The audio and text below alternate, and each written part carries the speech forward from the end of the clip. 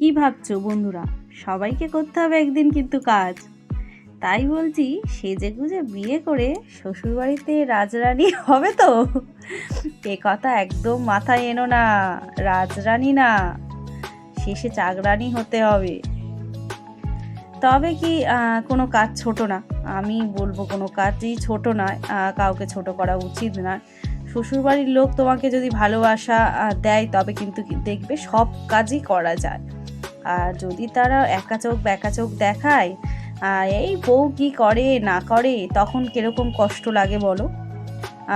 তাই হচ্ছে সব সময় নিজেদের খেয়াল রাখতে হবে। নিজেদের আগে থেকে, বিয়ের আগে সব কিছু শিখে পড়ে তবে বিয়ে করার চিন্তা ভাবনা করো। কি বলো বন্ধুরা?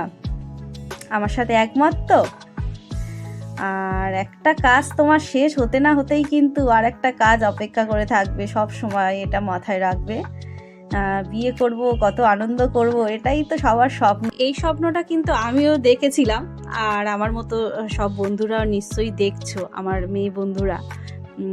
কিন্তু সত্যি দেখাই ভালো। বিয়ে করব, স্বপ্ন কেন দেখবো না বলো? বিয়ের পরে একটা ভালো শ্বশুর বাড়ি হবে, এদিক ওদিক ঘুরবো, এখানে যাব ওখানে যাব। কিন্তু মানুষজনগুলো যদি ভালো হয়, তুমি সব কিছু, তোমার স্বপ্ন সত্যি হবে। আর যদি না ভালো হয় তো গেল সব কিছু।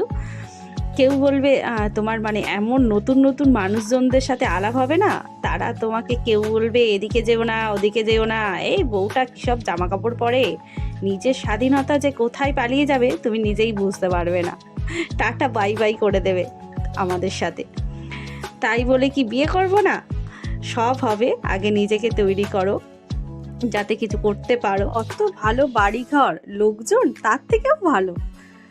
আর কত কাজের হেল্প করার জন্য লোক রয়েছে, কিন্তু বিয়ের পর দেখবে সেগুলো সব আস্তে আস্তে হাওয়া হয়ে যাচ্ছে।